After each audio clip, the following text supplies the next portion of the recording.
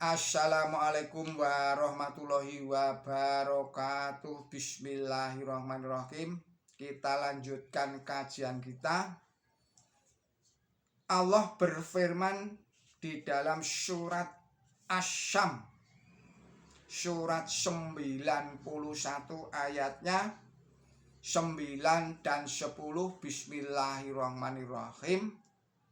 Sungguh beruntung orang yang mensucikan jiwanya, dan sungguh merugi orang yang mengotori jiwanya. Yakni orang yang mensucikan jiwanya dapat selamat dari cengkeraman hawa nafsu dan memperoleh kehidupan surgawi. Adapun orang yang nafsunya terpaku kepada bumi atau duniawi atau hal-hal yang berkaitan dengan duniawi, tidak pernah memandang ke arah langit atau memandang ke arah Allah. Ia termasuk orang yang gagal dan menanggung kerugian.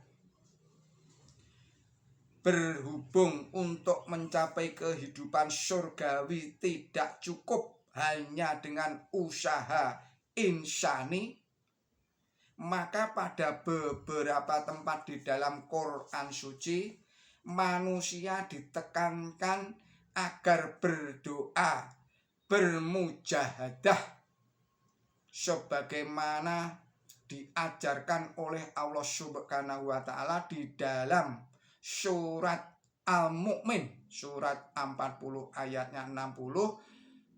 Allah berfirman, Bismillahirrahmanirrahim, berdoalah kepadaku, aku akan menjawab doamu.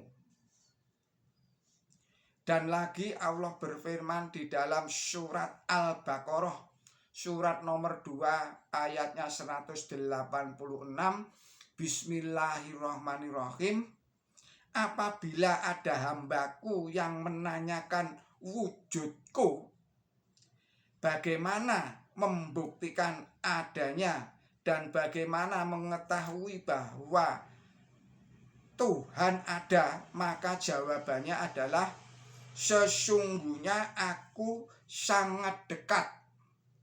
Aku menjawab orang yang memanggilku, tatkala dia memanggilku, aku mendengarkan suaranya dan aku berwawan sabda dengannya. Maka orang hendaknya mengusahakan dirinya bagaimana agar aku dapat berwawan sabda dengannya, dan berimanlah kepadaku dengan iman yang sempurna agar menemukan jalanku. Selanjutnya Allah juga berfirman di dalam surat Al-Baro'ah atau surat At-Taubah surat 9 ayat 190. Maksud saya surat 9 ayat 119. Bismillahirrahmanirrahim. Apabila engkau ingin bertemu dengan Allah, maka berdoalah dan berusahalah serta hiduplah bersama dengan orang-orang yang tulus. Demikian juga Allah berfirman di dalam surat Al-Ankabut surat 29 ayatnya 69. Bismillahirrahmanirrahim. Barang siapa berjuang di jalan kami dan berjuang untuk mencari kami, kami pasti menunjukkan mereka jalan kami.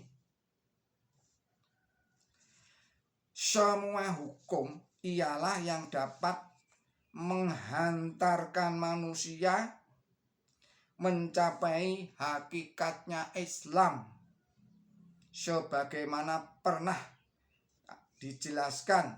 Hakikat Islam adalah menyerahkan diri sepenuhnya ke hadapan Allah Ta'ala. bersikap seperti domba kurban di hadapan pemiliknya. Orang Islam adalah orang yang mengalahkan keinginan-keinginan pribadinya dan sangat terpesona dengan keinginan-keinginan Allah Ta'ala serta ridhonya. Ia begitu asyik dengan Allah Ta'ala sehingga mencapai tingkat dalam tanda petik kematian, yaitu matinya nafsu rendah. Ia mencapai kecintaan sejati dengan Allah Ta'ala. Ia senantiasa taat kepada Allah Ta'ala hanya karena gejolak cintanya kepadanya, bukan karena sebab-sebab yang lainnya. Ia memperoleh mata yang dengan hanya melihatnya, ia mendapatkan telinga yang hanya mendengar firman-firmannya. Di dalam dirinya muncul hati yang senantiasa tunduk kepada Allah Ta'ala. Ia memperoleh lisan yang selalu memanggil-manggilnya. Pada tingkatan ini, perjalanan pencarian Tuhan yang Maha Esa telah mencapai titik akhir atau titik tertinggi.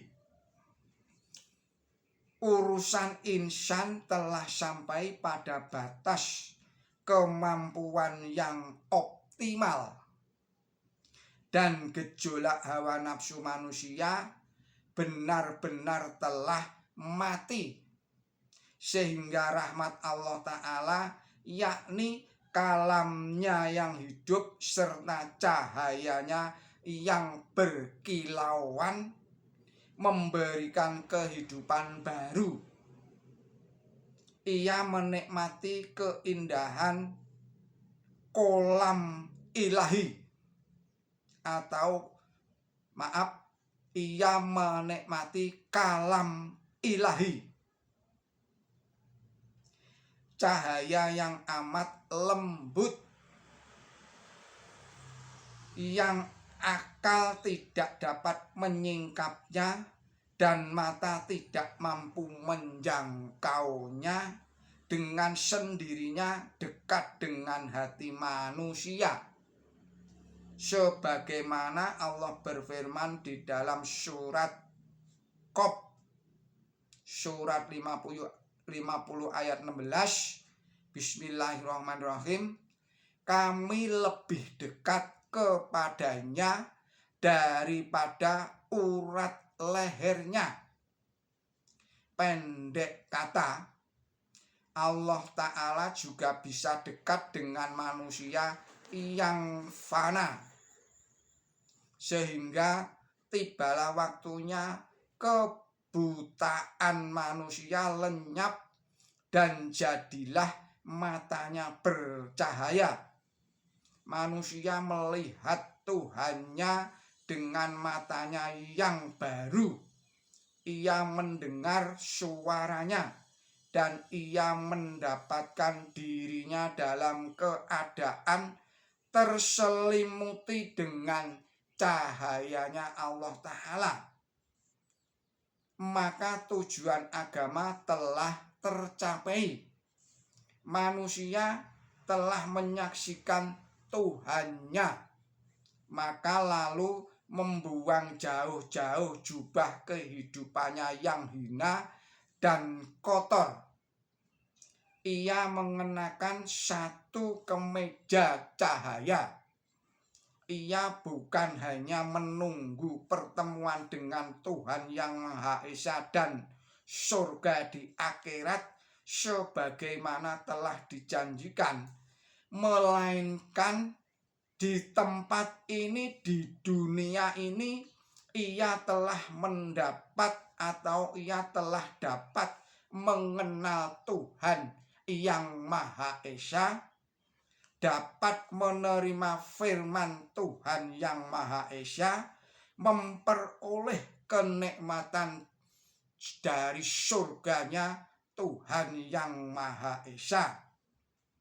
Sebagaimana firman Allah Ta'ala di dalam surat Hamim, surat 41 ayat 30, Allah berfirman, Bismillahirrahmanirrahim. Barang siapa mengatakan bahwa Tuhan itu kami adalah Allah. Saya ulangi lagi, Bismillahirrahmanirrahim. Barang siapa mengatakan bahwa Tuhan kami adalah Allah yang memiliki sifat-sifat sempurna, yang tidak ada sekutu baginya, baik dalam zatnya maupun sifat-sifatnya, lalu mereka selalu beristiqomah, yakni sekalipun datang guncangan hebat dan turun musibah-musibah berat, serta kematian menghadang mereka, namun iman dan ketulusan mereka tidak goyah sedikitpun. Malaikat akan turun kepada mereka dan Allah Ta'ala berwawan sabda dengan mereka. Allah mengatakan, janganlah kamu takut kepada bencana dan musibah-musibah yang mengerikan. Jangan pula engkau bersedih hati dengan musibah-musibah yang telah lampau. Aku bersamamu dan aku berikan surga kepadamu di dunia ini seperti yang telah dijanjikan kepadamu. Maka berbahagialah engkau dengan itu. Demikian kajian Kiai Haji Yatimin billahi taufik wal hidayah. Wassalamualaikum warahmatullahi wabarakatuh.